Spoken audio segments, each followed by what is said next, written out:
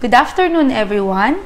My respect to the administrators of the Sorsogon State University, as well as to the faculty members, staff, and of course, the students who are watching this video right now.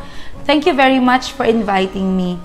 It is always an honor and a pleasure to be invited to talk about our cooperative and the financial services that it offers in front of the young generations like you, the students of SSU. Of course, I will not be here if not for the invitation of my dear friend, Ma'am Christina Ditan, the very dynamic Ma'am Ditan. Thank you very much po. Yan.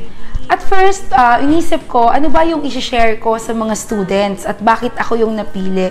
Pero naisip ko din naman that being in a cooperative for almost 10 years now, I think I have the experience na pwede kong i-share sa inyo, hoping that it can motivate you, it can encourage you, and wishing that maybe it can give an impact into your lives also. So natutuwa po ako na makasama kayo ngayon kahit dito lang sa video. So ngayon, the most common challenge of entrep students is kapag nakagraduate sila, saan ba sila pupunta? Anong klaseng negosyo ba yung papasukin nila? So let me give you these 3 things na sana matutunan ninyo or i-prepare nyo ang sarili ninyo before kayo graduate. One of the most important thing is having the knowledge. The knowledge on what endeavor that you are going to enter into. Una, kung anong negosyo, paano mo papalakarin yung negosyo. Having the right knowledge is very important. At matututunan nyo yan sa school pa lang. And, syempre, through experience na din. Pangalawa is skills. Okay. Skills naman kasi some people think that being into a business or entering into a business is just a piece of cake. But in fact, hindi. Hindi lahat ng tao nagiging successful. That's why importante na i-develop natin yung ating mga skills. But don't you worry kasi knowledge and skills, madali lang yan because knowledge can be learned or can be gained and skills also can be learned as long as meron kang hard work and willingness to learn about these things. The most important is the number 3, which is attitude and character. Dito kasi nagkakatalo, dito kasi nagkakaiba-iba yung mga tao. Yung knowledge mo, yung skills mo, pwedeng matutunan mo from other people or from the lessons that you've learned from your schools. Pero yung character, yung attitude, galing lang yan mismo sa'yo. Ikaw lang yung makaka-develop niyan. If you have the right attitude, malaki na yung chance na magiging successful ka in the future. So whatever endeavor man napapasukin mo. Okay? Kapag meron ka ng knowledge, skills, and attitude, tapos naisipan mo nang pumasok naman into business, meron namang mga considerations, 'di ba? Una, anong klaseng business ba ang papasukin mo? Most common mistake is, iniisip kasi natin, kumita agad, profit agad. Pero hindi yan yung importante. What is important is, paano mo ba isa-satisfy yung need na gusto mo para sa customers mo? At kapag alam mo na kung ano yung need na gusto mong isatisfy, it's very important, or it's very easy na lang to decide kung anong negosyo ang papasukin mo. Okay? Maliban dyan is, one of the challenges also is yung capital, the resources, the financial, the capital that you need para makapag-start ka ng business, especially if you're starting from a scratch. Okay. Dito naman pumapasok yung mga banks, yung mga financial institutions, and of course, the cooperatives like sa FADECO. Okay. So, Salvacion Farmers Development Cooperative offers different products and services to help you, to assist you in starting up your business or in giving you additional capital for your business expansion. Okay. Meron kaming ino-offer na iba-ibang loan products. One is the Providential Loan. These loans, ina-avail ito for your personal needs.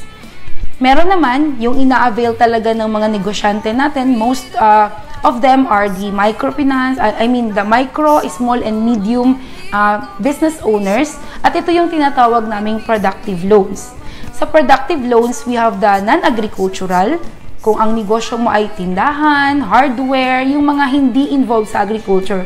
And of course, the agricultural loans. Ito naman yung kapag agriculture ang focus ng iyong business. So, itong mga loan products na to, we can offer for as low as 1,000 up to 3 million. Depende doon sa capacity nung mag-a-avail ng loan. Siyempre, we will check your cash flow, we will check your income statement, yung kakayanan mo. kung paano mo mababayaran or may babalik yung nahiram mong pera sa ating kooperatiba. Pero ang kagandahan naman, we offer affordable and competitive interest rates. So, it ranges from 1 to 3% per month with minimal deductions, syempre. But in order for you to avail those products, kailangan syempre maging member ka ng ating kooperatiba. Okay. So, ngayon, meron ka ng source of capital, meron ka ng knowledge, meron ka ng skills. Okay. Ano naman yung isa pang common na nagiging problem when we are already into the business? Syempre, yung internal control, yung pag-check if your business is doing good. Kaya nga, dyan pumapasok yung skills mo, yung knowledge mo, paano ka ba magmo-monitor? Yung bookkeeping skills mo, yung pag-record na lang ng mga sales, ng mga expenses, importante din yun. Kasi karamihan, akala nila kumikita na yung negosyo nila, pero hindi nila nakukonsider yung cost.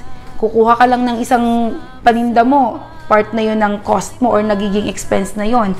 So, kailangan marunong ka din sa monitoring. So, it's very important also na may mga monitoring tools ka. And yan, tinuturo din ng Safadeco yan sa mga members. So, hindi lang po financial assistance yung binibigay namin, but we also offer trainings and assistance kung paano mo ba ima-manage yung cash at paano mo ima-manage yung business mo para naman pagdating ng time, mas lalo siyang lumago.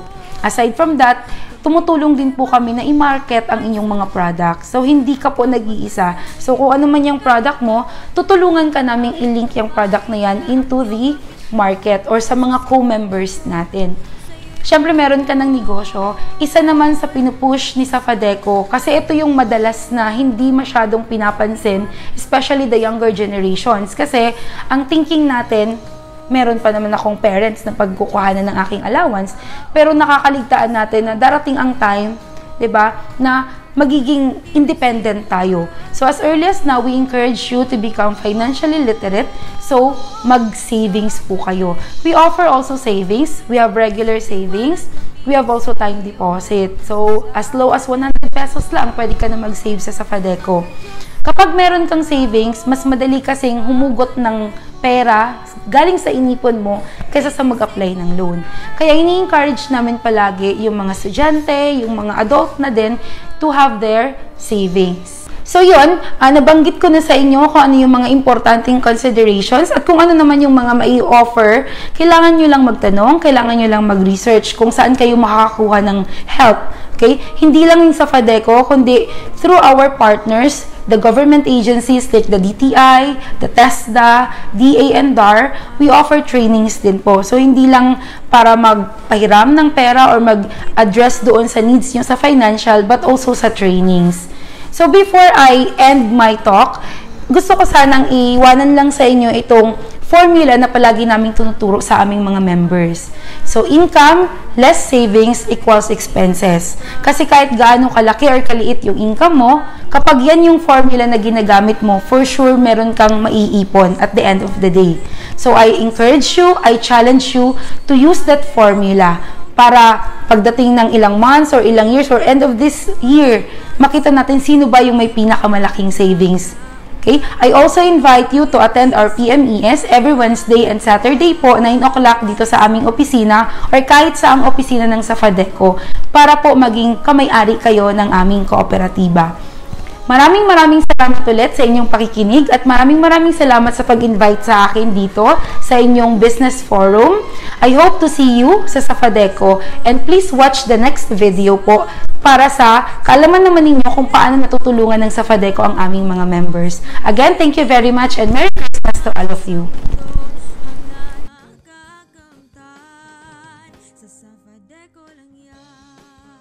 Diyos maray na hapon po sa Gabos. Ako po si Maria Teresa Dadea, taga Talisay po. 9 years na pong member sa Safadeco. Bago po ako naging member sa Safadeco, damo naman po na lending ang inintrahan ko. Pero po wala nin nangyari sa mga inutang ko kay pagkatapos ang utang ko, tapos man ang kapital ko.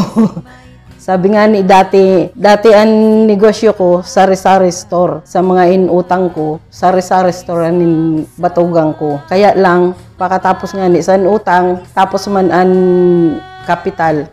Kaya ang sari-sari store ko, nagiging Sara-Sara store. May ngani po kay may nakapagsabi sa ako na igwa po sin kooperatiba na handang magpautang. So nag-intra po ako, batog sabto po, sabi ninda, madalion lang po ang process sa kooperatiba, didingani po sa Sapadeco. Kaya po nag-try po ako. Tama po sinda, 1 week lang po, nagkaigwa na po ako ng kapital. Amo po input up ko sa eatery na hanggang sa niyan po, nagdadalagan pa po siya, nag-operate pa po. Dahil po sa Sapadeco, hanggang niyan, may negosyo pa po ako. Sa niyan nga ni po, ako, avail ko po didi, easy loan. Kung sain, paghali mo po, wala po sinda mo na requisitos, kung ano pa man na mga requirements, wala na po siya. Kaya po, hanggang sa niyan, easy loan po ang ina-avail ko didi. Pag kadi mo po, ma-fill up ka lang po, pag uli mo, dara mo na po ang loan mo. Kaya sa gabos po na gusto mag-intra, inimbitaran ko po kamo na mag-intra didi sa Sapadeco dahil magayunan po siya. Kaya nga ni po, hanggang niyan, di pa po ako, 9 years na nga ni po ako, hanggang sa niyan, nagdadalagan pa ang negosyo ko dahil po didi sa Sapadeco. Salamat po.